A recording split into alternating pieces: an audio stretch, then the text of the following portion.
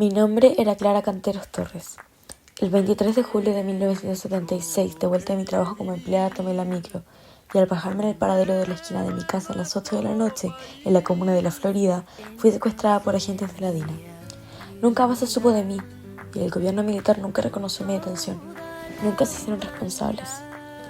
Tenía 21 años y una familia, a mi esposo y a mis 2 hijas, Clara de 1 año y Lucía de 8 meses. Ese mismo día lograron secuestrar al mismo lugar que a mi tío Eduardo Canteros.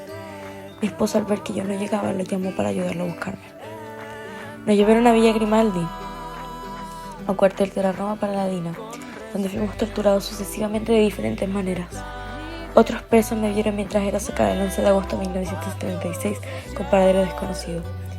A mi tío lo torturaron algunas semanas más hasta ser asesinado y enterrado clandestinamente. En marzo de 1989, el cuerpo de mi tío apareció junto a otros 2 detenidos desaparecidos, enterrados bajo una pizca en un terreno que perteneció al ejército, en Pedregul. Hasta el día de hoy no me han encontrado a mí. Mi familia tenía renombre por ser militantes del Partido Comunista y era parte de las Juventudes Comunistas. Mi tío, Manuel, había sido parlamentario, pero lo perdimos todo al llegar la dictadura.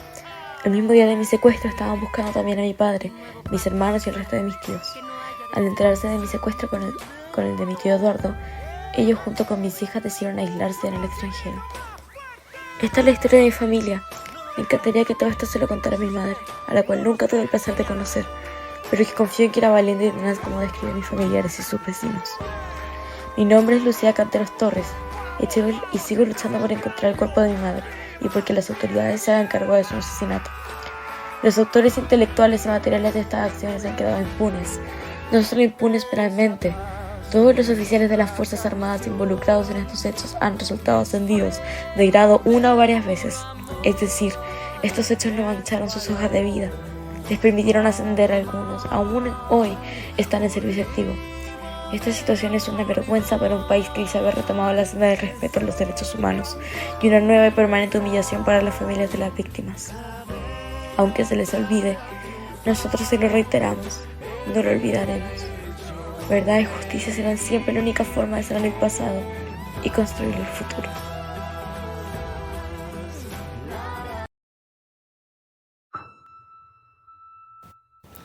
Él es mi hijo Jorge Luber, un chileno reconocido por ser camarógrafo de guerra, pero lo más llamativo de él es su oscuro pasado.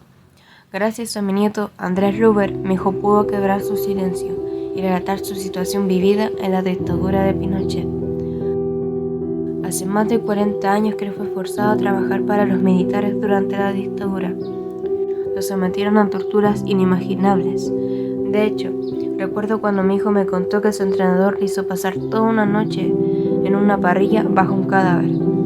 En agosto de 1978, el oficial Rosauro Martínez golpeó a mi hijo y él en su desesperación le dio una patada en la cara rompiéndole el labio. Eso solo empeoró las cosas, ya que lo amarraron y lo dejaron semidesnudo debajo de una parrilla, como castigo por hablar de lo que ocurría. Recuerdo que una vez un señor de apellido Cano le hizo firmar un contrato en blanco a mi hijo.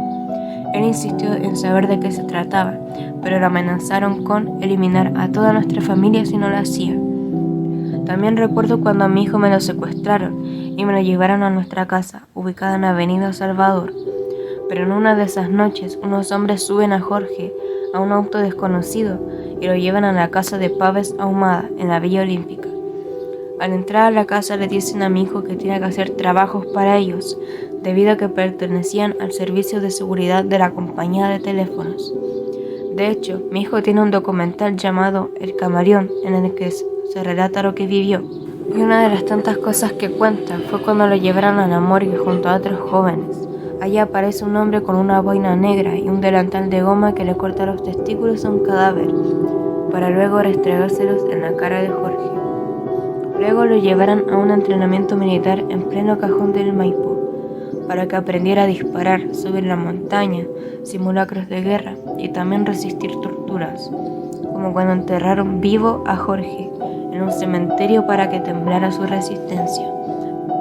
Cuando nos contó lo ocurrido, nosotros nos encargamos de activar nuestra red de solidaridad para poder sacarlo del país.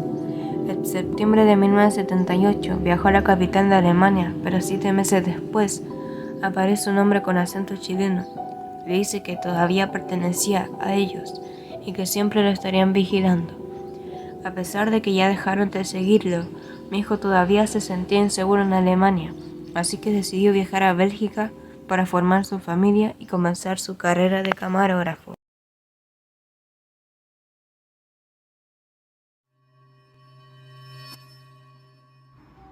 Te llamas Héctor Cayetano Zúñiga Tapia. Naciste el 2 de agosto de 1947 en Curicó.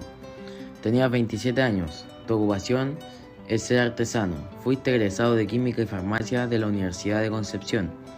Habías establecido vínculos de amistad con Vicente Palominos y Sergio Lagos, con quienes realizaste trabajos de documentación y laboratorio fotográfico para el MIR.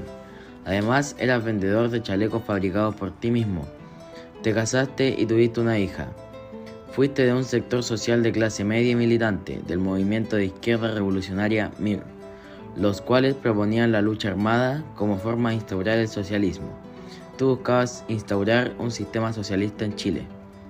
Tenías 27 años al momento de tu detención.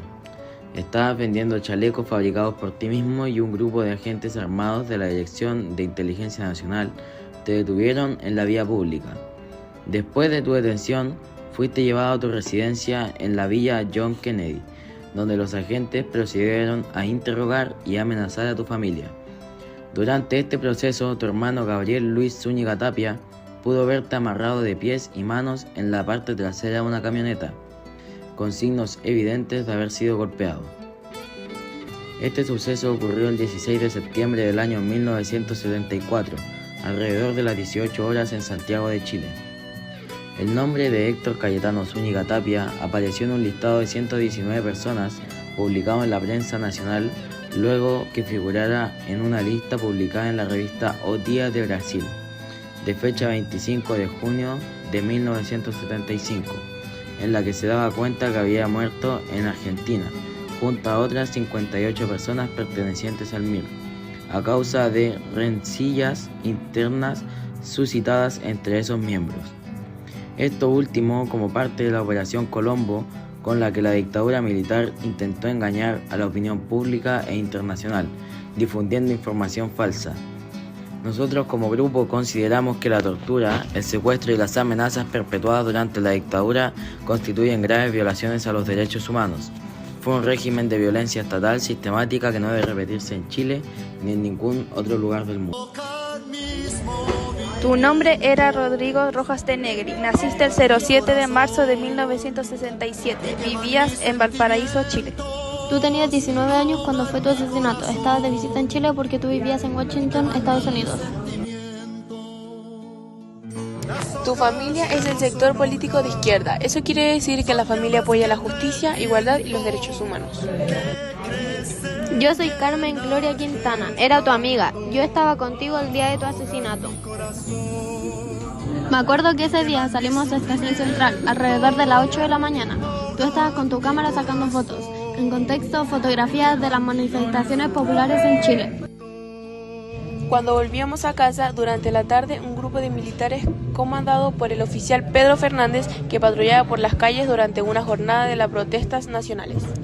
Ese día fuimos golpeados duramente por los militares. Nos tiraron líquido inflamable y después nos quemaron vivos.